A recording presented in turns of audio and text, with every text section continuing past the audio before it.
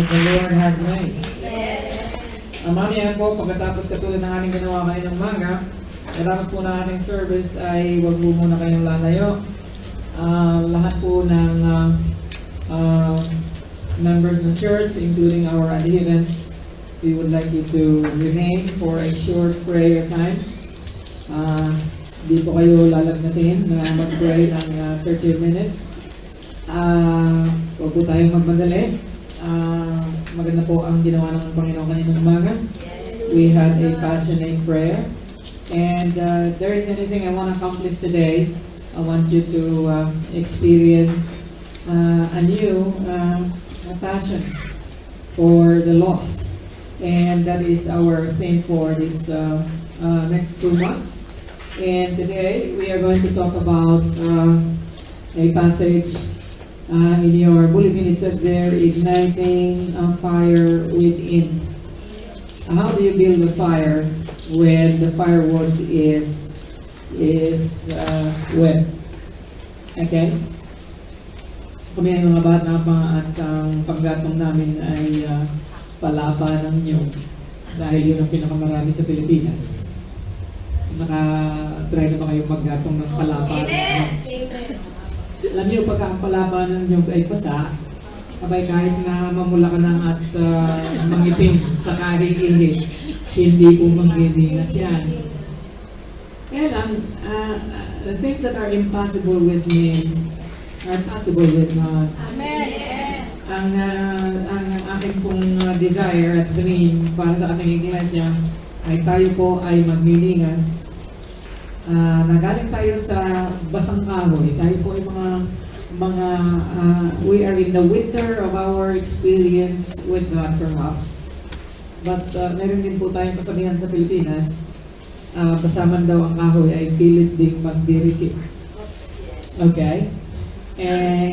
And today, I want us to ignite a fire within. Hindi po ibig sabihin na tayong lahat ay walang ilaw or walang init.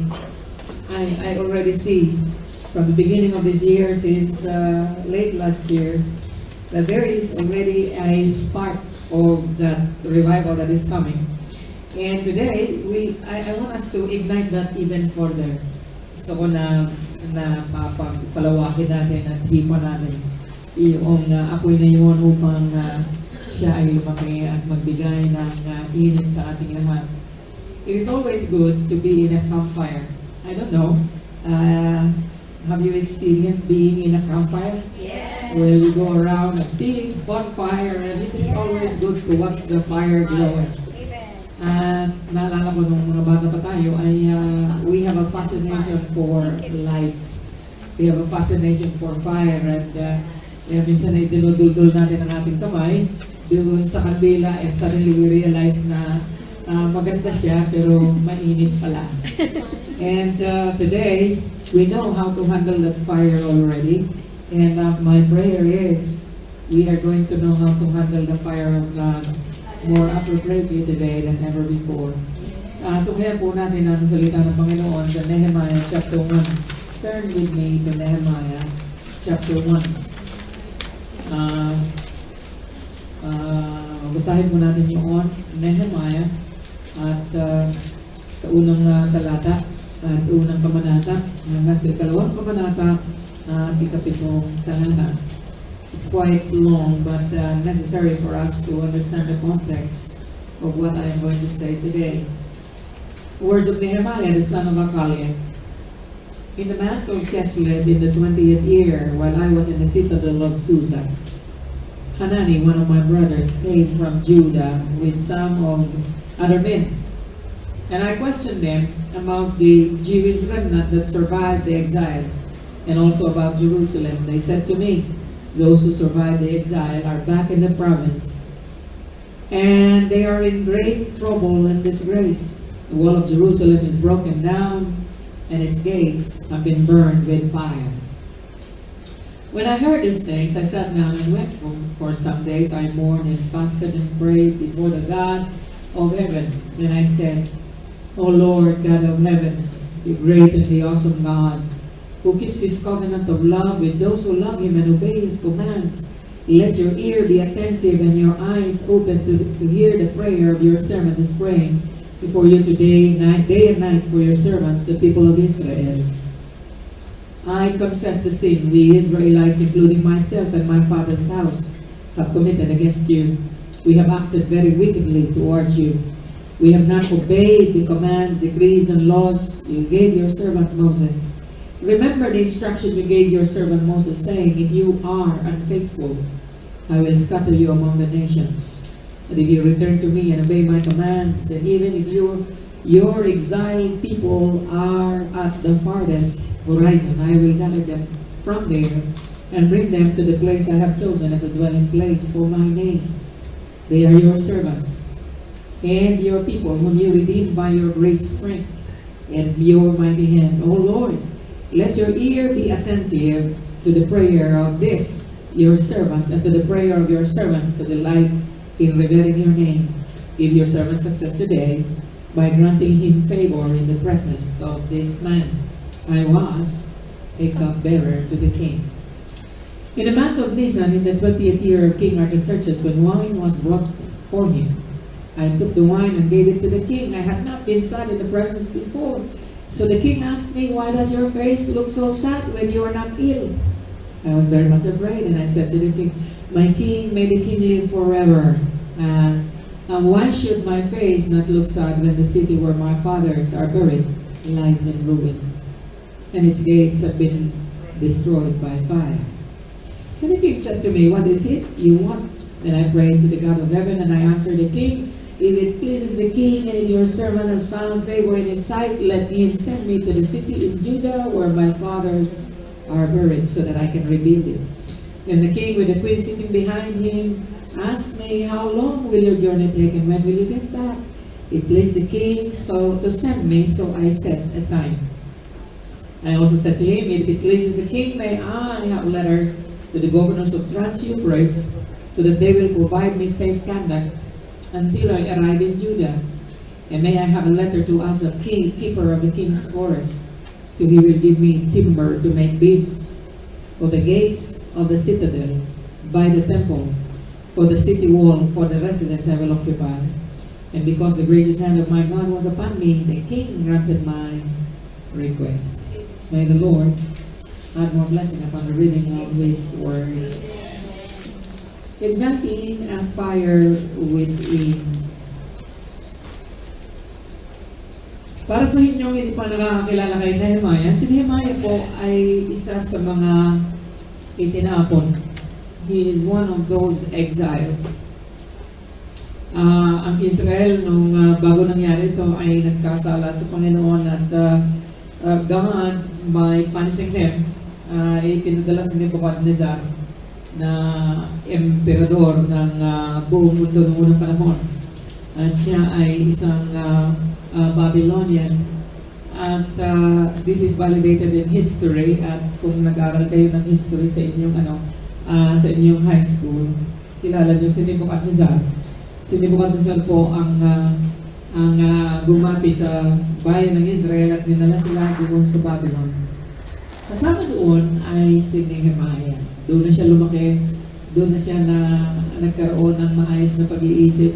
At marahil si Nehemiah ay isang makisig na lalaki at may dunong at maalam siya. Isa siya sa pinili ng hari ng itong si Nebuchadnezzar nga at ngayon naman panahon ni Artaxerxes, hindi na si Nebuchadnezzar.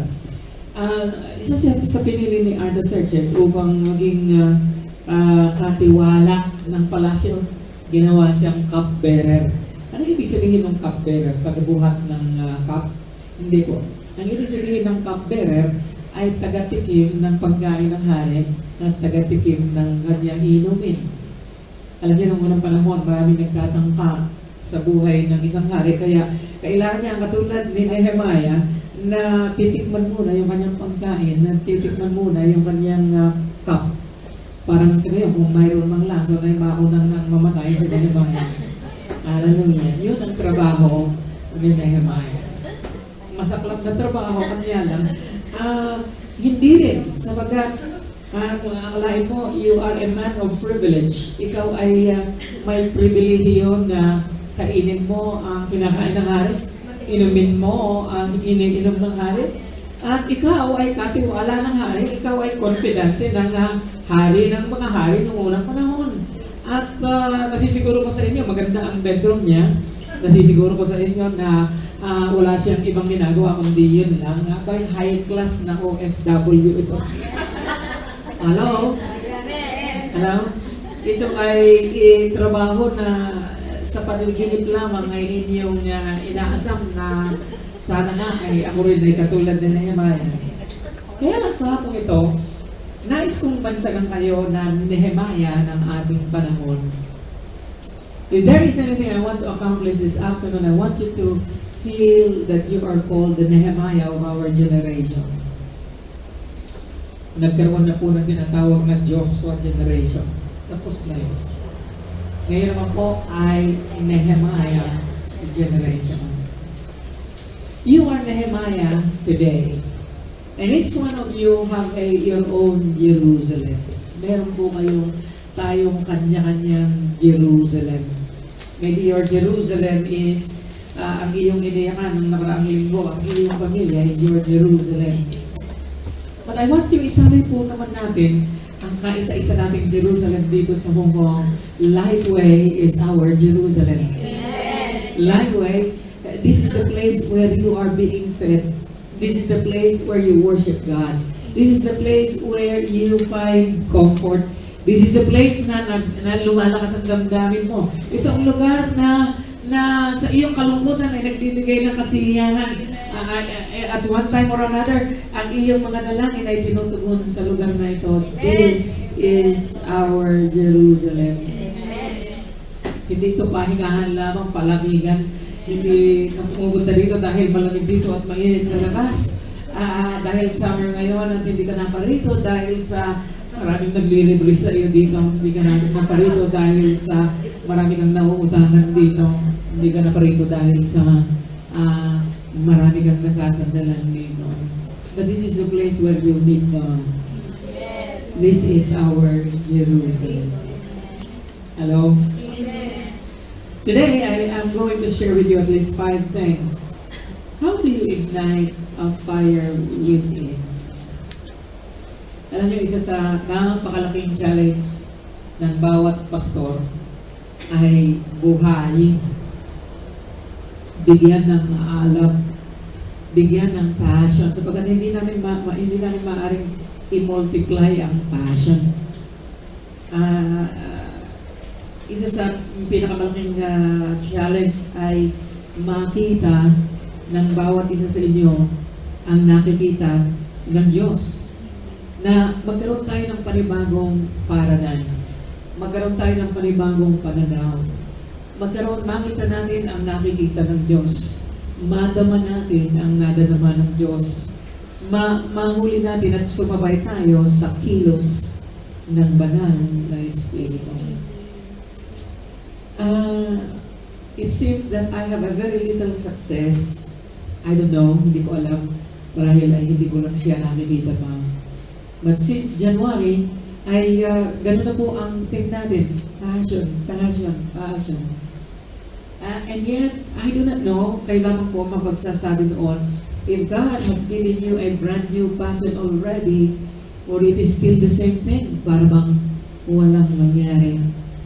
Today, in another yet attempt, ay muli kong ilulong sa inyo ang salita ng Panginoon at sinasabi niya dito, how do you ignite a fire within?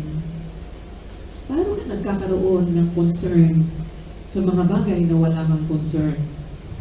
Paano mo mamahalin ang mga bagay na hindi mo minamahal? Paano mo pagtutuunan ng pansin na ayaw mong pansinin? Paano mo nalalaman na ito ay mahalaga para sa Diyos? Paano ka sumasabay na ayaw mong sumabay? At kung minsan ay hindi mo nga nadadama ang kilos ng banal na Espiritu. There are 5 things that we can do. Alam niyo, si Nehemiah ay katulad niya lamang din. Maayos na ang kanyang kalagayan. Alam niyo, kung ako si Nehemiah, sitting pretty na ako. Okay? Wow! Siya ay natatanging. Hindi lahat ng Hudyo ay nagkakaroon ng pagkakataon na katulad niya. Katulad mo, hindi lahat ng Pilipino ay nagkakaroon ng pagkakataon na katulad mo. And yet, may limang bagay na nangyari sa kanya na suddenly, hindi niya sukatalain, ay nagbago ng kanyang destiny. Alam niyo, ang kwento ni Nehemiah, wala siyang kaalam-alam. In fact, wala siyang pakialam. In fact, katulad mo rin siya na nasa isang tahimik na pamumuhay at ayos na sana, kanya lang siya ay binagabag ng isang bagay. Andito po ang kauna-unahang bagay na dapat na mangyari sa atin kung gusto natin magkaroon ng passion. How many of you likes to be married to a guy who has no passion? Wala nang ginawa kundi magbasa ng newspaper. Hello? How many of you wants to be married to a guy na pag-uwi niya, hindi naman lang siya magsabi na how are you, diretso na sa computer at how many of you wants to be married to a guy na malamig? Hallelujah. Walang passion. Do you think God wants to be married to us? Sa palagay mo kaya, gusto ni Lord na mapangasawa ka? Alam niyo ba na tayo ang bride ng Panginoon and He is our bridegroom? Sa palagay mo kaya, papayag si Lord sa iyo? Sa palagay mo kaya, ikaw ay may passion? How many of you this afternoon na kung bibigyan ka ng pagkakataon ni Lord na magkaroon ng passion and you are going to grab it? Amen. You will be excited to have a passion. Amen. Praise the Lord.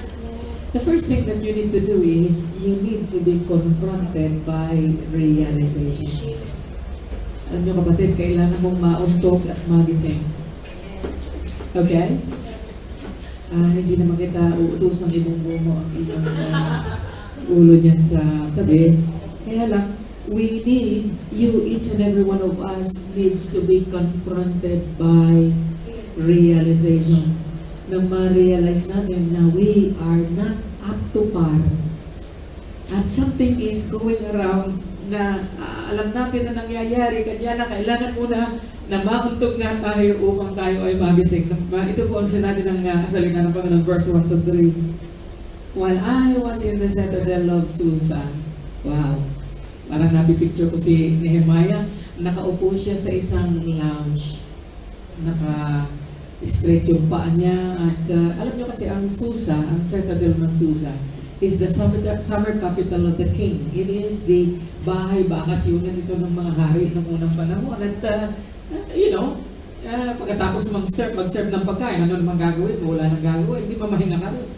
And so, medyo may kupita kang hawak doon at may iniinom kang martini at mayroon pang umbrella siya na nakalagay doon at habang you are sitting there, suddenly, at ito po ang kailangan natin mangyari sa ating buhay, yung tinatawag na suddenly. Dumating ang kanyang mga kapatid na si Hanani at kagagaling lamang niya sa Judah, kasama niya ang ibang mga elders at nagbigay ng balita sa kanya. And so, tinanong niya sila. I questioned them about the Jewish remnant that survived the exile. Kumusta na ang ating bayan? Parang casual lang. Casual. And then suddenly, they said to me, those who survived the exile, ang mga nag-survive sa exile ay nagsiuwi na sa kanilang mga probinsya and they are in great trouble. And nasa isang malaking kahihiyan ng ating mga kababayan. The wall of Jerusalem is broken down and its gates have been burned with fire. Mga kapatid, wala po tayong katulad ng sinabi ko sa inyo, you and I have our own Jerusalem. But not unless we see Jerusalem, not unless we hear the reality of what is happening in our Jerusalem, we will never be. Hindi tayo magkakaroon ng realization. Not unless na hindi natin ma-realize what is the reality of what we are facing, there is no passion. Ikaw, na cell group leader, not unless you realize what is happening, you see, your Jerusalem is your cell group. Not unless na you realize that souls are at stake, that you are not called there just to be a title head of a cell group. No, you are called to be burdened about souls. But not unless na you have that in your heart, it is going to be business as usual. It is going to be Sunday after Sunday, it's the same thing that happens. You that doesn't have any cell group, maybe your Jerusalem is your family, and if not unless darating yung realization that your family is going in a downward spiral, sasabihin mo, nagre-remit naman ako, bahala na sila doon sa Pilipinas, basta't ako, gagawin ko yung dapat kong gawin, at pagdating ng sahod ko, kakain ako ng masarap sa restaurant, at I need naman, kailangan naman, I need to compensate myself, at mamamasyal ako, at bibili ko ang aking gustong bilhin, at uuwi ako sa Pilipinas, kung ano mang mangyari, bahala na. Lalaki sila na walang Diyos, ay ano pa sa akin, wala ako doon.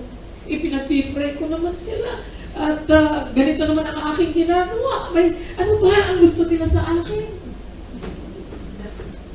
Hello? Is that realistic enough? My friends, si Nehemiah po pwede na siyang magkibit balikan. Talaga? Oh, let us change the subject. Wala ba kayong dalang masalubong? Hindi yan ang sinabi niya kay Hanani. Hallelujah. Pero kung isang lalaki, pangalan niya si Mark Sloan. Ganito po ang entry ng kanyang diary. Lalaki siya pero may diary siya. Sunday, October 14. Ito ang kanyang sinabi, I am living on borrowed time. Ako ay nabubuhay sa hiram na oras. I really don't know how long I will make it. Hindi ko alam kung hanggang saan ako tatagal. Dama ko ang aking heartbeat. I can feel my heartbeat. I just wonder how long my body can take this abuse. I am sitting at the phone booth right now. I'm not really sure who or why I am going to call, but I know exactly what they are going to tell me. Alam ko na, I have been this way before. Every time I call, they always tell me the same thing. Sabi niya, this is so hard. It is worse than hard. When you know that something is killing you and you keep on doing it, it is pure hell. What is so bad is I try to think of all the people that love me and care about me. And believe me, I realize that there are a lot of them. But I just can't quit right now. I just can't quit right now. And that is the end of his entry. Now you see, si Mark ay mayroon siyang addiction. He is addicted to substance. Meron siyang substance addiction. And katulad ng maraming addict, hindi siya makahinto sa kanyang addiction. There are many of those in our around us that we call broken people. Sila po ay mga broken people. And there are many of them. And minsan na tayo ay desensitized na hindi na natin na-feel yun sapagkat normal na nakikita natin araw-araw. And yet, these are the new Jerusalem that is broken. These are the things that God wants us to see. Kahapon po ay tumawag sa akin na middle of this week pala. And pangalawang tawag niya sa akin kahapon. Si Annalie na bagong kararating lamang galing sa Pilipinas ay noong Wednesday ay nakarating siya dito nung last Saturday. First time niya po dumating sa church. Wednesday, tumawag naman siya sa akin at umiiyak siya. At halos hindi siya makapagsalita. Ang sabi niya, Pastor, hindi na ako tatagal dito eh. Gusto ko nang mag-terminate. And this is not the first time I heard those. I have heard these lines many times already. And yet I have always prayed na sabi ko, Lord, every time na naririnig ko ang mga pananalitang ganito, sana ay hindi tumitigas yung aking damdamin. At dahil nakasanayan ko na siyang naririnig. And so, sabi ko sa kanya, anong nangyayari sa iyo? And matagal siyang pagsalita. Sabi niya, launa na siyang natutulog at talaga naman hirap na hirap na siya.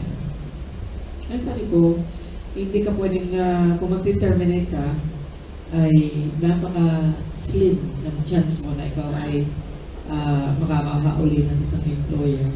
At wala kang garantiya na makukuha mong employer ay ang iyong expected na employer na mas mainam kaysa sa employer mo ngayon. And sa madaling salita, I told her, pag tinisan mo, tatagan mo ang damdamin mo, magkita tayo ngayong Sabado sa day off mo at pag-usapan natin. And then, isa lang ang text niya sa akin, opo. Pagdating na Saturday, mga 9 o'clock, nag-text na naman, tumawag na naman siya sa akin at umiyak siya na naman. Sabi niya, ay Pastor, umalis yung aking ako, hindi naman nagpaalam sa akin. Ang sabi niya sa akin, ay huwag akong aalis hanggang hindi siya nakabalik. And it was already 9 o'clock in the morning. Alam niya, ang church service ay alas 9:30, alas 10. Sabi ko sa kanya, hindi na balintayin mo siya hanggang sa makabalik siya kahit na alas 4 na siya ng hapon, bumalik lumabas ka.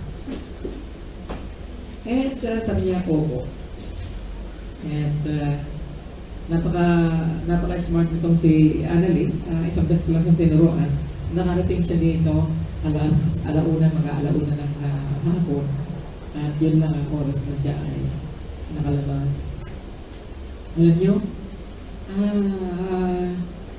kaming lahat, at yung lahat ang nandito sa Saturday, ay binigyan siya ng payo, yung lakas ng loob niya.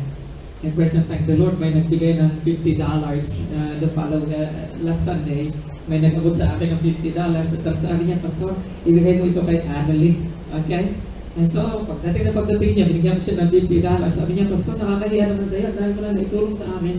Huwag mo nang akong bigyan ng pamasahe. May pamasahe na ako. Sabi ko, hindi naman sa akin galing ito. Galing sa isang nakukoncern sa iyo sa Sunday. And you know what? Nang dahil doon at tulong-tulong, kinakain namin siya ng lunch. And then suddenly,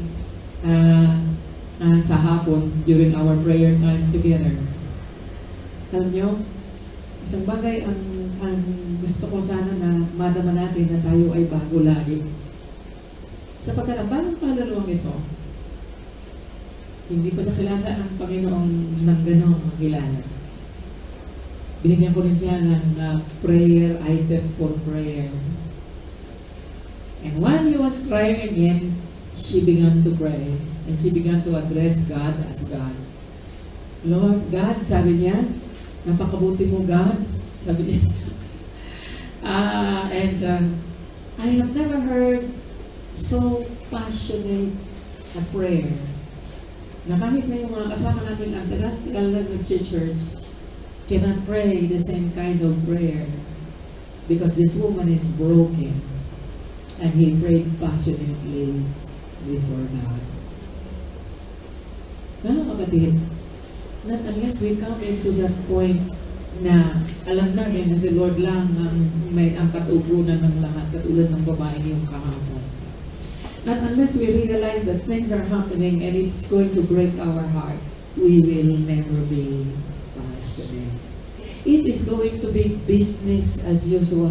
Marami sa atin, ang church ay business as usual na lamang. Oh, Sunday, sit there and listen to me and absorb the things that I like and disregard the things that I like. Go back to our houses again and do the same thing and come back again, but not unless we will be confronted by a realization na ang buhay natin ay fragile, the same as Annalise. There will be no passion. Hello? Amen. Di ba napansin pagka may problema, napaka-passionate mo? Hindi naman namin pwedeng mag-pray na magkaroon ka ng problema. Para lang magkaroon ng passion. And yet you laugh. And yet you laugh. But this is exactly, mas mabuti pa na may problema ka at passionate ka kaysa sa wala kang problema na hindi ka passionate. Amen. You understand what I'm saying? Yes. But do we need really problems in order for us to be passionate? I don't think so. We just need to realize that God has called us as the Nehemiah of our generation. So leaders, every time you come here, every time, kung wala kang passion, it is going to be singing as usual. Hallelujah. If you can only be as passionate when you are looking for a loved one. Hallelujah. If you can only be as passionate when you want to get married. Hallelujah. Oh my God, manuwan pa lang tayo. The American soldiers and their generals. Alam niyo, noong 1945, pagkatapos na ma-liberate ang mga concentration camps ni Hitler, alam niyo, ang ginagawa nila sa concentration camp, ginagawa nila, they starve. Ginugutom nila ang kanilang mga prisoners. Noong 1945, nung na-liberate ang mga concentration camps, American soldiers, and even General Patton, nung makita nila ang mukha ng mga prisoners of war na talaga namang bangkay na ang itsura nila at butot balat na lamang sila, si General Patton na siya pinaka hard-hearted general noong unang panahon, ang sabi ng may aklan ito, he wept and vomited many times. Nung makita niya yung sight ng squalor, nakita niya yung kanyang yung mga sundalo na nadakip ng mga Nazi Germany at talaga namang hindi na makatayo at binubuhat na lamang na parang buto at balat. Siya po ay umiyak na umiyak at nagsusuka ng nagsusuka. Ganon din si General Gavin at ang kanyang mga paratroopers. They cried for days at the unbelievable depravity of man's inhumanity to man. They were enraged. Eisenhower ordered a media coverage of the horrors of this war to prevent later denials by revisionist historians. My friends, wala naman po tayong mga concentration camp ngayon. Kaya lang, every now and then, sanay na tayo nakakarinig na mayroong mga OFW na pinahihirapan ng kanilang employer at para sa atin ay hindi na tayo naanti. How much more when I will talk to you about heaven and hell, that not unless we are going to have this realization, people are still dying and they are still going to hell. My friends, we must be confronted by realization big time. This brings us to the second. You with me? Amen. You must not only be confronted by realization, you must. If you want to ignite the fire within, you must be consumed by compassion. And look in verse 4, when I heard these things, nung marinig ko ang mga bagay na ito, I sat down and wept, and for some days I mourned and fasted and prayed before the God of heaven. You see, nakatayo si Nehemiah nung marinig niya ito. Nung marinig niya ang nangyayari sa kanyang sariling bayan ay napaupo siya. Naka-experience na ba kayo na nakarinig kayo ng isang bagay na hindi ka panipaniwala, na walang ka ng lakas at napaupo ka na lang dahil sa the grim and the horror of the news that you have heard? Ganun po ang nangyari kay Nehemiah. Napaupo siya at magsimula na siya umiyak. For some days, he did not only cry for an hour. Hindi po siya katulad natin na medyo kukuha lang tayo ng ating handkerchief. Medyo idanampilan natin ang ganoon para hindi masira yung ating inilagay sa ating pisnay. Hindi po ganoon. Siya po ay naiyak ng maraming araw.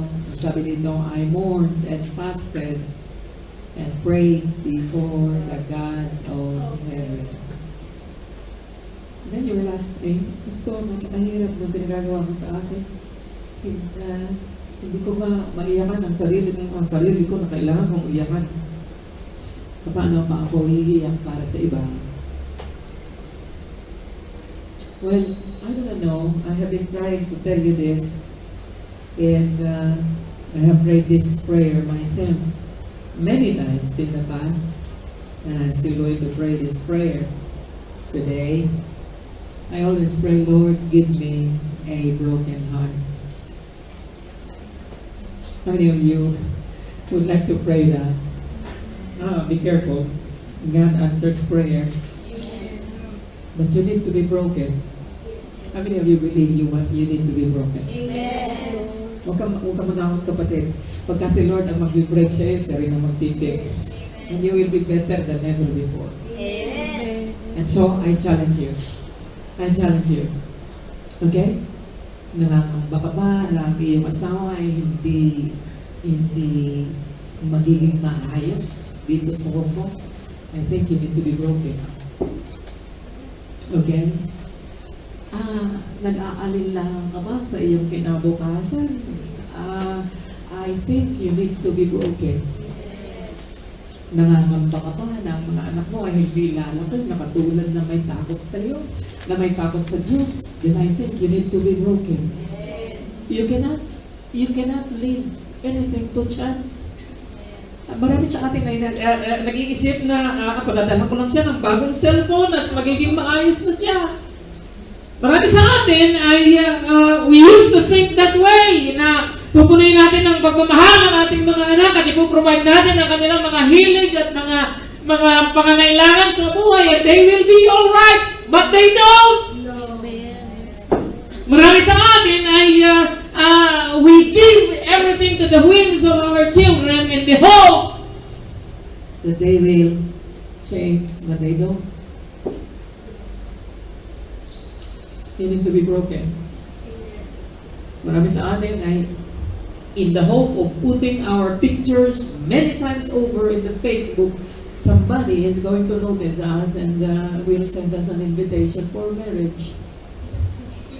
It doesn't happen. Hello? You need to be broken. You need to be broken. I'm giving you a shortcut way. You want things to change in your life? Did you try being broken before God? Because the moment you are broken before the Lord, God immediately intervenes. Pero kung wala ka nang ginawa, kundi magdududbot at magdududbot ng mga yan, I tell you, nothing happens. Frustration. You understand what I'm saying? You need to be broken. You need to be broken. The most powerful story I ever heard is the story of Byron. Si Byron ay coach ng isang college basketball team sa Nashville, Tennessee. You know, if you are a coach na kahit na isang college sa Amerika, you are a superstar. And he's enjoying life. Kaya lang, there is something about Byron, about his past, that you need to know. He grew up with an alcoholic, abusive father. Mayroon siyang dalawang kapatid na lalaki, mayroon siyang tatlong kapatid na babae. They are a pretty large family, and yet maganda ang trabaho ng tatay niya, kaya lang alcoholic nga ang tatay niya. So his dad spent the family income on alcohol, and if you have an alcoholic father, you know what happens. He drinks, and he runs, and he raves, and he curses, and he threatens, and sinasaktan niya sila. He hit them and abused them. And then, finally, the most intolerable thing happens. Iniwanan niya sila. He left them. He left when Byron was 12 years old only. His father walked away from the family and did absolutely nothing to support them. He never heard from him for the next 6 years. There were no child care payments, no alimony, no birthday cards, no Christmas gifts, nothing but hardship and abandonment. 6 years later, nagpakita yung tatay dahil graduation niya. And dumating 2 weeks after Byron graduated from high school. It is a very awkward meeting. Wala pang isang oras, umalis na uli yung tatay niya. And from then, he will never meet him again for the next 16 years. Byron says, my attitude towards my dad was everything that it shouldn't be for a Christian. Dahil naging Kristiyano siya. Kaya lang, my dad robbed me of my happy childhood. He had failed me at every point. He had abused me. I hesitate to say that I hated him, but perhaps hatred is not a very strong word. There was bitterness there that was almost deep. Whenever anyone asks me about my dad, I don't want to talk about him. I put it out, all in him out of my mind, and there was a blank space there. I didn't think about him. I could go for years without even thinking about my father. Then out of the blue, 16 years later, tumawag sa kanya yung kanyang tiyahin at ang sabi sa kanya, I want you to know that your father is in Bristol, Virginia, very sick and close to death. Malapit na siyang mamatay. It would mean something to him if he could see one of his children. Meron siyang cirrhosis of the liver. None of the other children wanted to see him, and so Byron, dahil siya yung nandun sa Bristol, Virginia, he got into the car and drove up there, and he said, I have a lot of thoughts, not a lot of strong feelings. I don't have feelings for the man. It's just a sense of responsibility that someone should do this. And so, I don't want to, but it seemed like I should. And so we walked into the ICU, and there was this guy, 71-year-old man, connected to monitors, tubes inserted into his body, surrounded by medical equipment. Byron hadn't seen him for 16 years. But suddenly he recognized the man. It was his father. And something strange happened. As Byron saw his dad lying there helplessly, with tubes and monitors and machines, and sabi niya, all the years of my hatred, all the years of my anger just melted away. He walked over and stood by the bedside, and the man opened his eyes and saw Byron. And sabi niya, the very first time in my life I have seen my dad cry. He did not speak a word, he just cried and cried and cried. And Byron said, what will I do? I cried too. Hallelujah.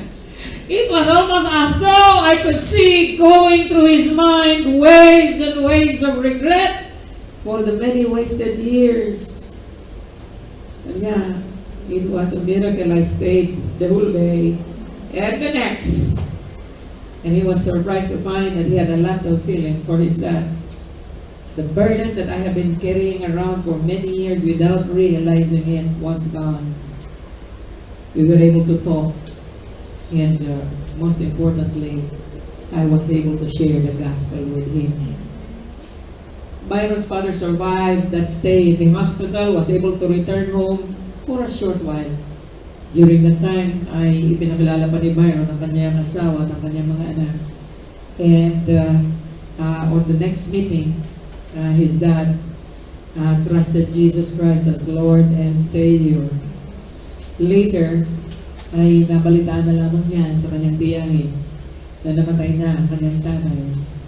But he is no longer bitter nor estranged. The compassion of Jesus Christ has taken hold. Instead of seeing himself as an abused victim, full of hatred and of cold heart, he saw something else. He saw his dad through the Lord's eyes. Kapatid, kailangan natin magpalit ng salamin. We need to change our glasses.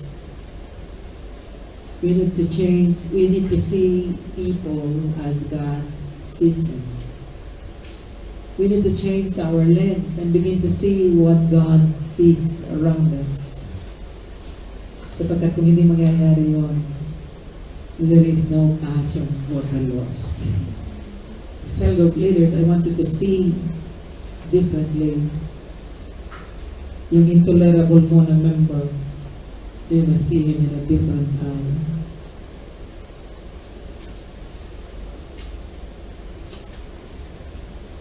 Si Stephen Covey, siya po ang mayamnan ng 7 Habits of Highly Effective People.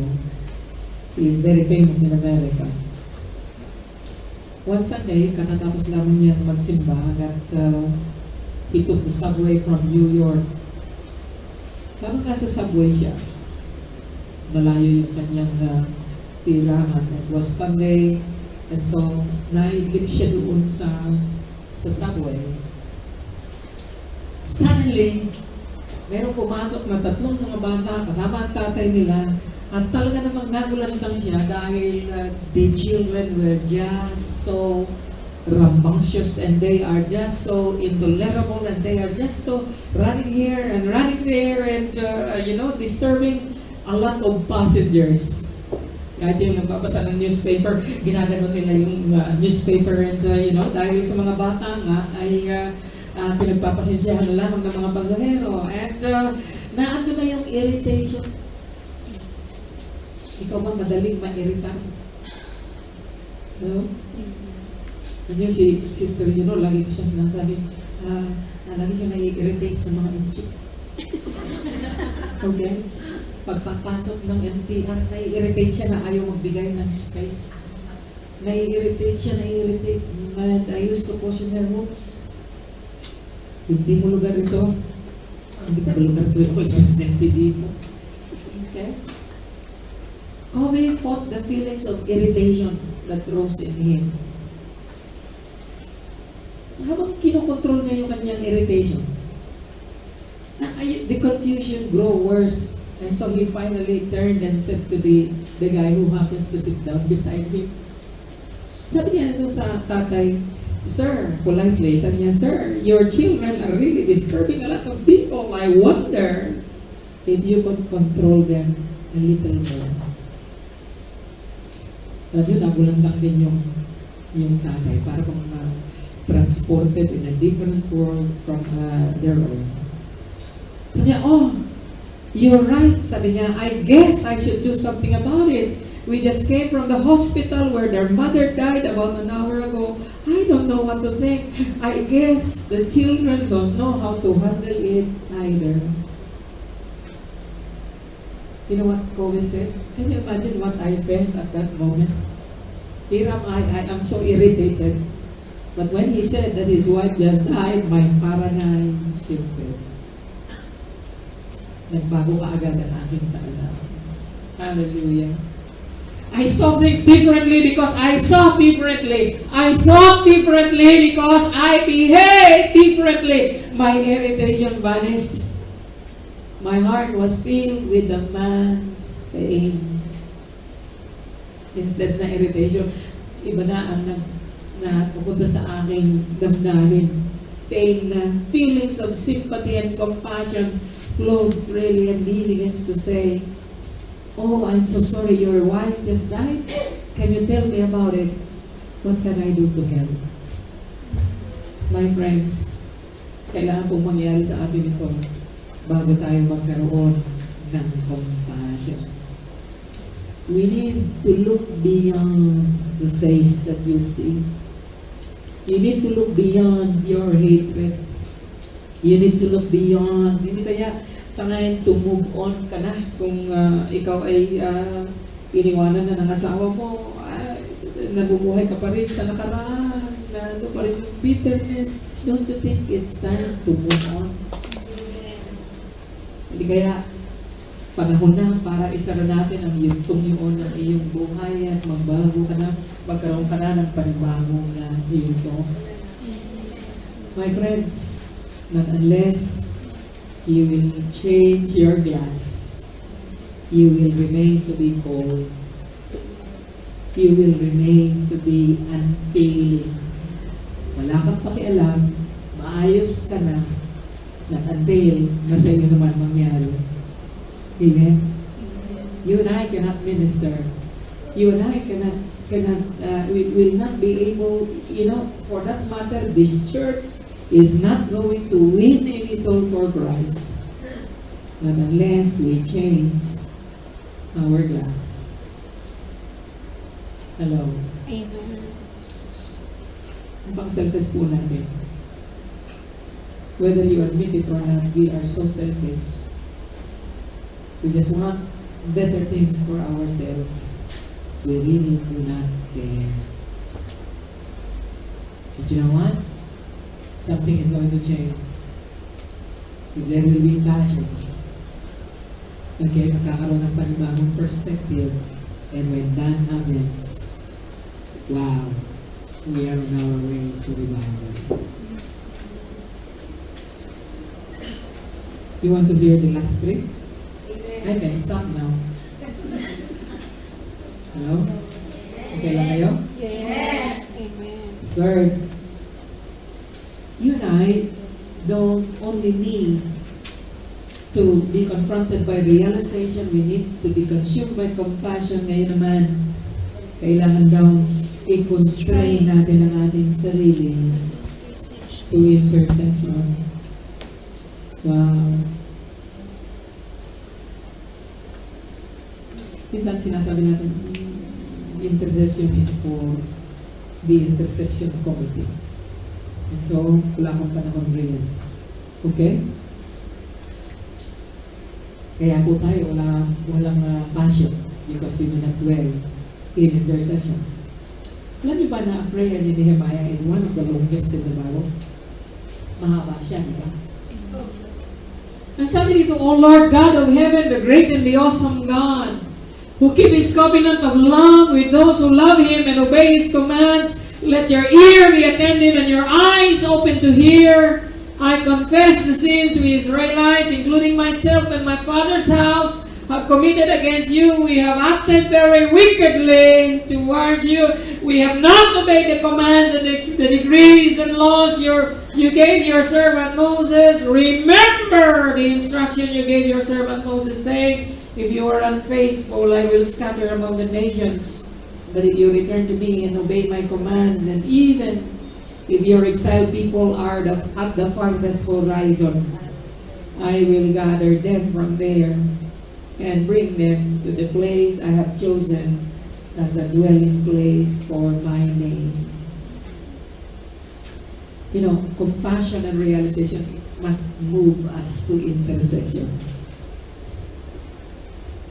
When was the last time you intercede for someone?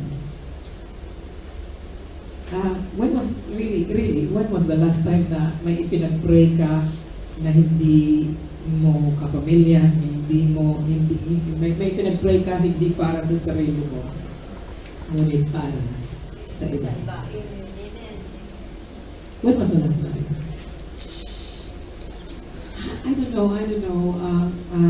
Sometimes I always have this feeling, Lord, do we really care? Or is this just part of our announcement, Sunday after Sunday, na inilalagay natin dyan sa bulletin, prayer digest, and we hope that somebody really is praying for that, but not me. Ay, si Sister Christy, ipag-pray niya ito kasi prayerful yung babaeng yun. Ako, hindi na ako ito. Accepted ako dito. I don't know. Hallelujah.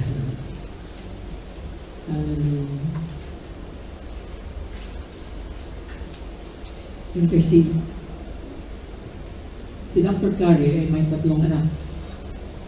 Si William Carey ay si Dr. William Carey ay tinawag na the father of modern missions.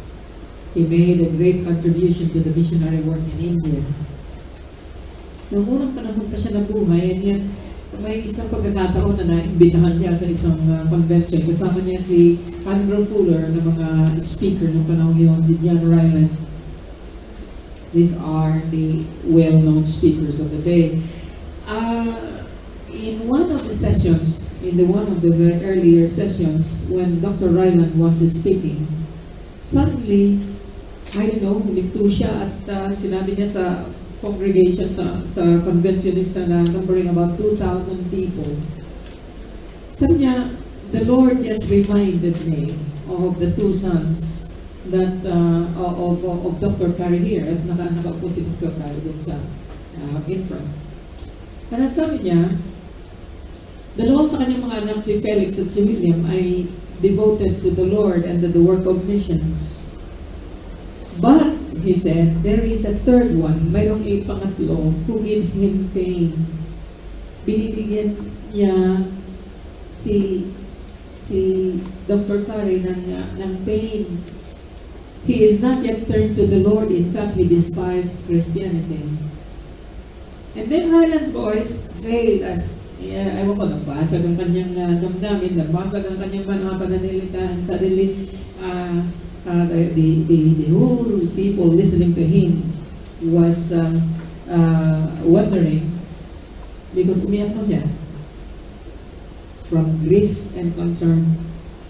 Finally, in a voice which seemed to exhaust his whole being, ay sinabi niya, "Brethren, would you stand up with me and let us send up a united, universal, and fervent prayer to God in solemn silence to the conversion of Jabez Carey." And the whole congregation rose up.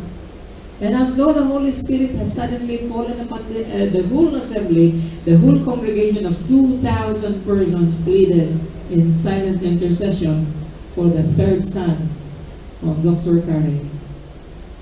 You know what is the result? In the last day of the convention, a telegram arrived. Okay?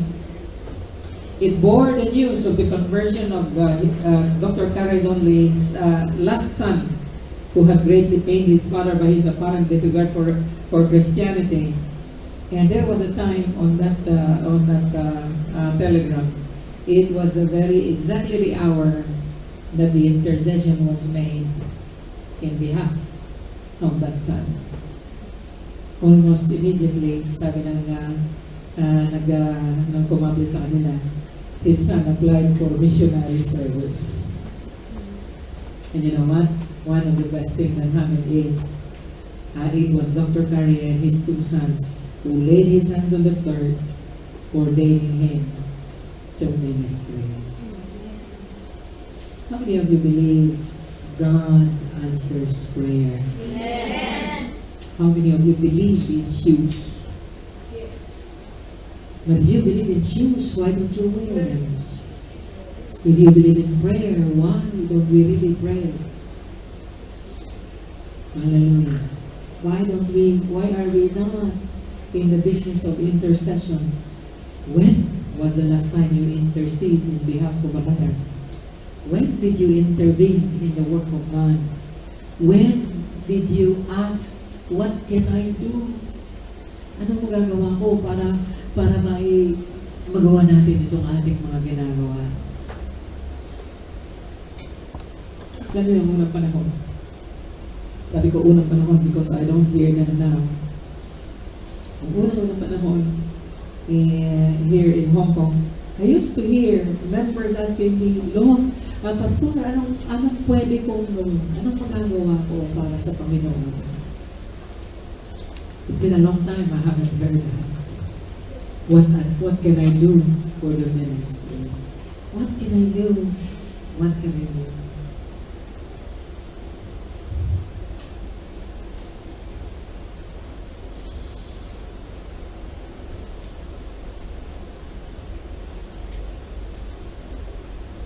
Let's bring us to number 4.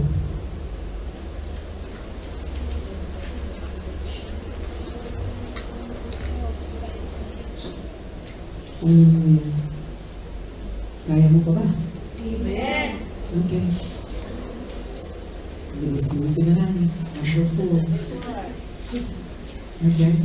Pagkakit siya ng pabigat, di ba? Hallelujah. Makarating kaya tayo sa intercession? Well, we are now in number 4. You must not only be constrained to intercede, you must be compelled by a conviction. Alam nyo, hanggang hindi ka nag-i-intercede, hindi ka magkakaroon ng conviction. Tingnan nyo kung saan nagkaroon ng conviction si Nehemiah. Read with me. They are your servants and your people whom you redeemed by your great strength and your mighty hand, O Lord. Let your ear be attentive to the prayer of this your servant and to the prayer of your servants who delight in revering your name. Now here is the conviction. Give your servant success today by granting him favor in the presence of this man. Do you know who that man is? That is the king of Babylon. Ano ibig sabihin ito? Sabi niya, I was cupbearer to the king. Lord, give your servant success today by granting him favor in the presence of this man. Ano ibig sabihin ito? Habang nag-pray si Nehemiah, nabubuo na sa kanyang damdamin, walang ibang kikilos kundi siya. Nabuo na sa kanyang damdamin, I am going to go back and I am going to repair the walls of Jerusalem.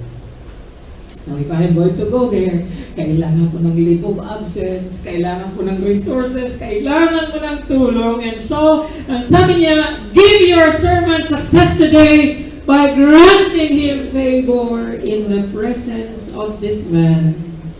My friends, you can pray until you are blue in the face, but not unless you share the gospel of Jesus Christ to your family who is your Jerusalem.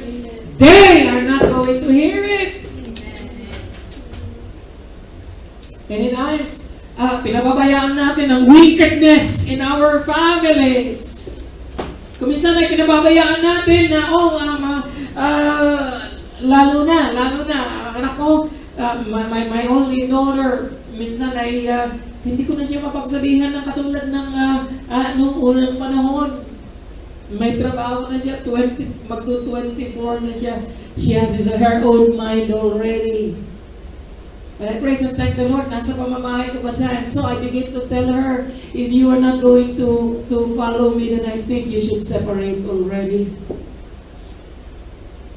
But I want to tell you what you are doing is wrong.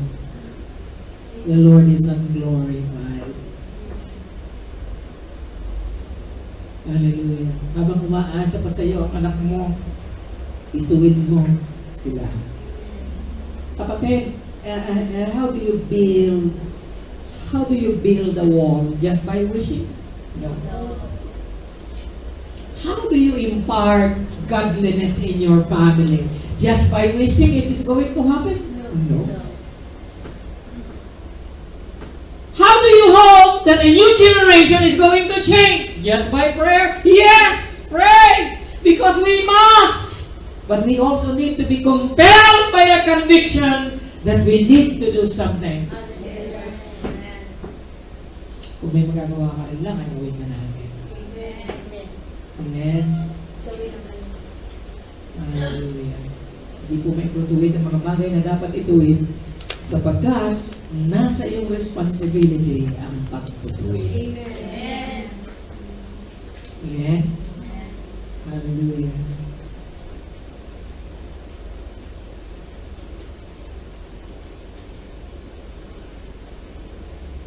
Alam nyo, the moment you have a conviction, yung pinag-pray mo pa lang na doon na ang Panginoon.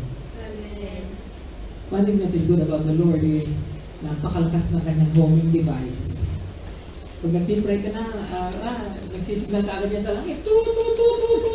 Malakas pa sa touch phone mo. Nagugulat na ang Panginoon. Uy, si ano, kailangan daw niya ng ano. Nandun na kagad siya. An angel is going to be dispatched already, and but you need to have a follow-up. You see, God moves with you. Nauna siya palagi, kanya lang hinihintay na niya. It is always by faith. You have to work with God. Hello? Amen. Do you think your friend, kasama mo siya sa bahay, makikilala niya ang Panginoon kung ipag-pray mo lang siya, samantalang sinabi naman ng Panginoon na i-share mo ang gospel sa kanya? Do you think your boyfriend is going to know the Lord just by being with him and not telling him anything? I don't think so. Do you even want to have Satan as your father-in-law?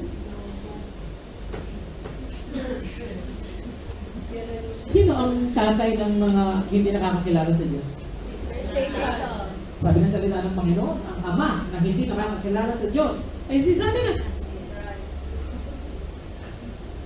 Gusto mo ba maging father-in-law mo yan? And yet, some of you doesn't even care. Basta't makapag-asawa lang, larga.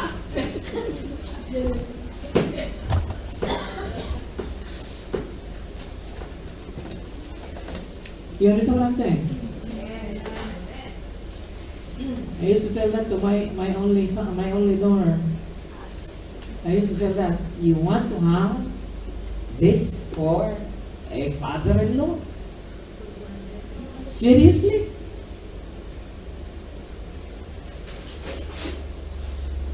My friends, we must be compelled by a conviction. Pagka natin na ang conviction, do it. Some of you, ay hindi nyo mapagsabihan ng tatay nyo, write them. You understand? Malayo ka naman, nandito ka naman. Sulatan mo. Bakit hindi ako nagbibiro? Kapatid, hindi ako nagbibiro. If this is the only means that you can tell your father about the Lord Jesus Christ, write them. Write your children. Don't follow that cheap thing called text. These are only done by, it's a cheap language done by cheap people. Write them.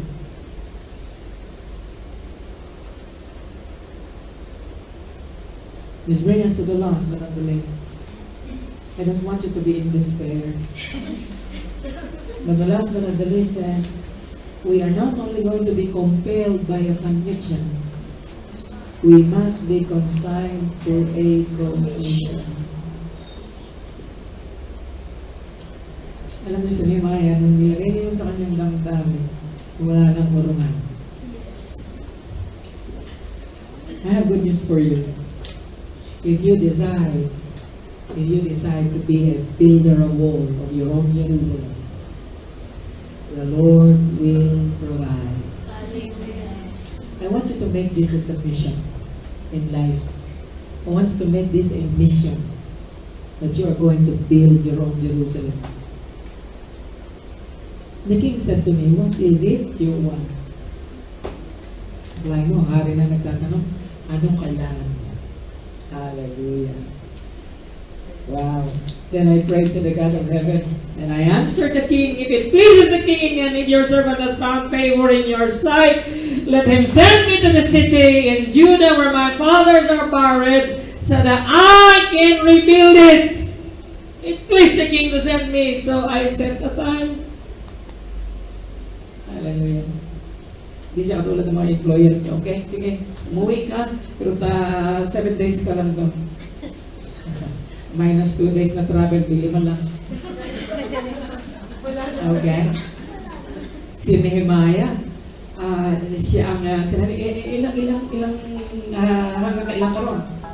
And so siya ang nag-set ng time. I also said to him, nilubos-lubos na niya, sabi niya, if it pleases the king, may I have letters to the governors, so that they will provide me safe conduct until I arrive in Judah. Alam niyo, noong unang panahon, wala pang visa. Letter lang. And so, napakaraming provinces na dadaanan si Nehemiah. And so, sabi niya, bigyan mo ako ng safe conduct so that I will arrive in Judah. And then, nilubos-lubos na niya. Sabi niya, may I have a letter also to Asaph, keeper of the king's forest, so he will give me timber. And because the gracious hand of God was upon me, the king granted my request. Pina-advance na siya. Okay?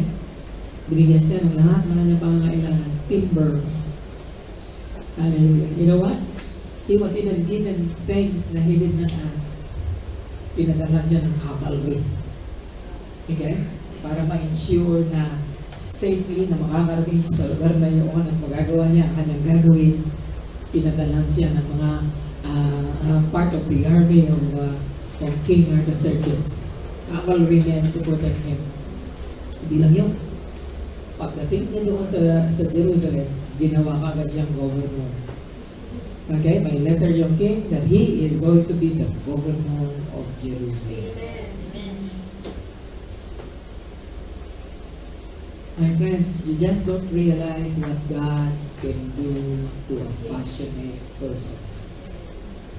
You cannot just imagine what God can do in changing the course of your life if you will just be passionate. Amen. Naalala mo? Akala mo, it's just a walk in the park? No, hindi ba yan? Pagdating na doon, sari-saring mga opposition ng kanyang hinarap. Nandiyan na si Tobiah, nandiyan si Sanballat at saka si Geshem. And suddenly, he was surrounded by many opposition fighting against him. And he stood his ground. Mayroong isang pagkakataon na habang nagpapile sila ng mga hollow blocks, ay mayroon silang nakaamba na rin ang kanilang ang isang kamay nila ay nakahawak sa kanilang mga espada sapagkat sasalakayin sila ng mga kaaway. Alam mo kapatid, kung ganon ka ka-committed, ganon ka ka-passionate sa ginagawa ng Panginoon sa buhay mo, you can make miracles. Akalain mo, ang taong ito, pag simula nang dumating siya, nagsimula siyang mag-build, tinapos niya ang bakod ng Jerusalem in 52 days. 52 araw lamang ay naitayo.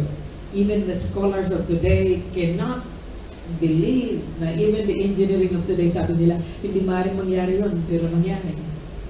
Alam niyo ba, ang bakod ng unang panahon ay a lot of stories high at sa ibabaw ng bakod na yun ay pwedeng maglakad ang isang chariot.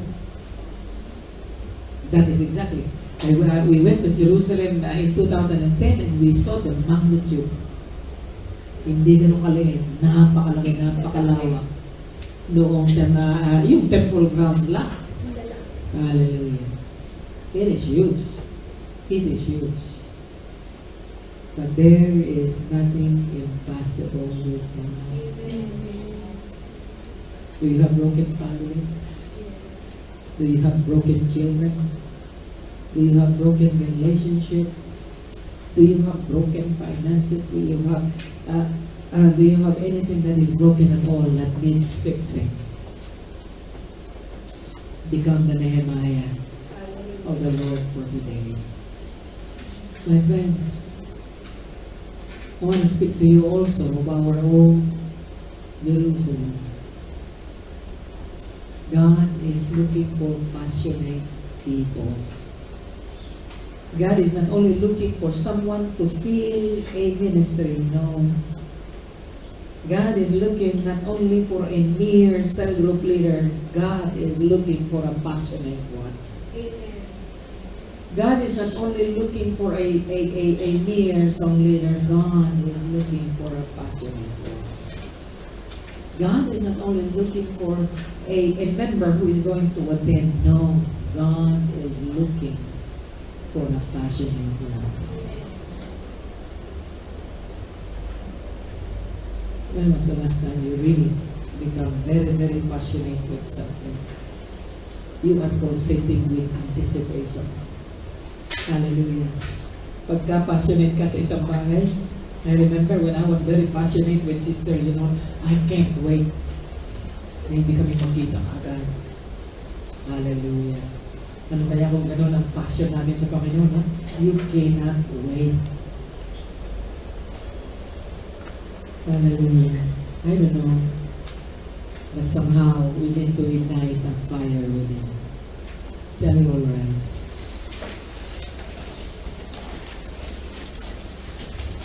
Open the eyes of my heart, Lord. I want to see you.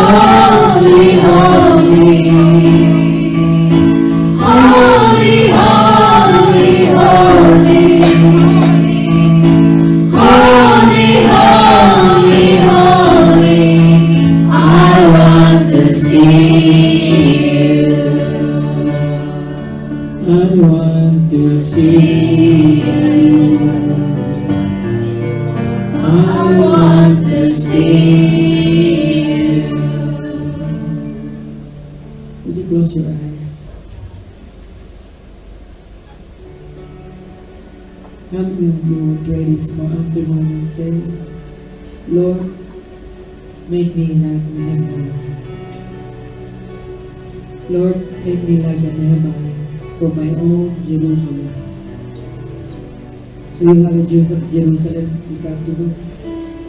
Meron ka na bang Jerusalem sa hapon na ito? If you have, would you ask the Lord to make Him, to give you a heart like Nehemiah? Would you have a passion with Him? Would you like to have a brand new set of eyes? Would you ask the Lord, Lord, bigyan mo ako ng panibagong pananaw. bagong damdamin.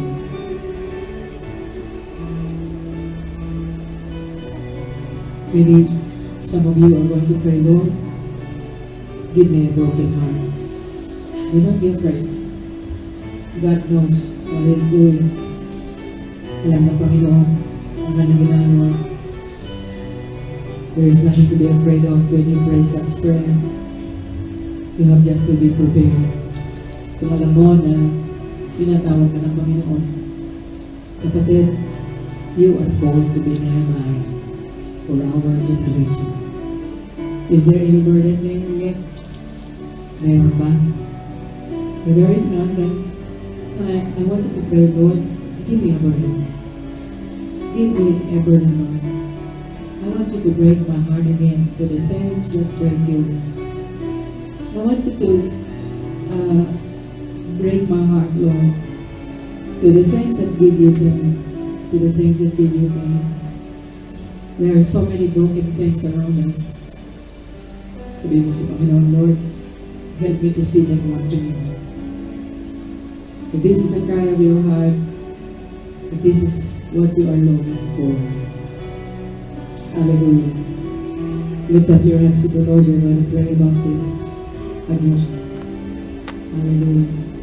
Yes. Yes. Yes. Yes. Are you sure about your Jerusalem? I want you to see your Jerusalem in ruins. Wala siyang security, wala siyang bakod. I want you to see your Jerusalem in disgrace. Kahiya-hiya. Hallelujah. I want you to see your Jerusalem defenseless. I want you to see your Jerusalem defenseless. Kailangan niya ng tulong. Kailangan niya ng isang magmamalasakit. Kailangan niya ng isang tao na katulad mo na iiyak para sa kanya. A person that will cry for that Jerusalem until it is being rebuilt. Hallelujah. Hallelujah. Let us pray. Panginoon, oh God, have mercy on us, Lord. We cannot even bring ourselves, Lord. We cannot bring ourselves, oh God, even to be concerned about the least of these things. Oh Holy Spirit, have mercy on us. Tulungan mo kami, Panginoon, na kami ay mamaasa. Lord, tulungan mo kami, Panginoon, na kami ay magkaroon ng damdamin. Lord, I pray that you will move us, Lord, into things that break your heart. Lord, Panginoon, have mercy on us, Lord. Have mercy on our families. Have mercy, Lord, even in our church. Have mercy on this fellowship. Have mercy on us, Lord, as a person. Have mercy on us, O God. Lord, mali mo na ikaw ay kumilos sa aming puso. Lord, we will not bring ourselves even to compassion. Hindi kami magkakaroon ng compassion and things are just going to be business as usual. Lord, we will come here and go there. But we are no longer this, oh Father. Panginoon, I pray that there will be a change of mood and atmosphere in this place. I pray for people that will be broken for their sins. I pray that for people that will be broken for someone. I pray, Panginoon, na once again, we will, oh God, be broken for the things that breaks your heart. I pray, Panginoon, na you will bring them to this realization. And from this realization will be a compassion, oh God, to be used to you. And from this compassion, Panginoon, ay magkakaroon ng seasons of intercession, seasons of prayer, seasons of looking after you, Panginoon. Hahanapin ka ng bawat isa. At habang kami ay nag-pray, Panginoon, magkakaroon kami ng conviction. Magkakaroon kami ng wisdom, Lord, sa ipagagawa mo sa amin. And as we do that, oh Father, Lord, we are going to have this mission of God. And our hearts are not going to be at rest until we find your glory, Lord, restored. I hindi kami magkakaroon ng kapahingahan hanggang hindi namin nakikita na ang iyong kaluwalhatian, Panginoon, ay nai-restore sa aming buhay, sa aming iglesia, sa aming pamilya, sa lahat ng mga sira-sirang mga bagay, Panginoon, na naitutuwid. Gagamitin mo ang bawat isa. Lord, I pray that you will use your people. Yes, sabihin mo sa Kanya, Lord, use me. Use me, Lord. I pray that, sabihin mo sa Panginoon, Lord, I pray that I will give no rest until I see your glory be manifested in my Jerusalem. In my Jerusalem. Panginoon, salamat po sa araw na ito. Salamat sa pagpapala. Salamat sa biyaya. And Lord, binabalik po namin ang napakatamis na napakatamis na pangalan ng aming Panginoong Jesus, and everyone would say,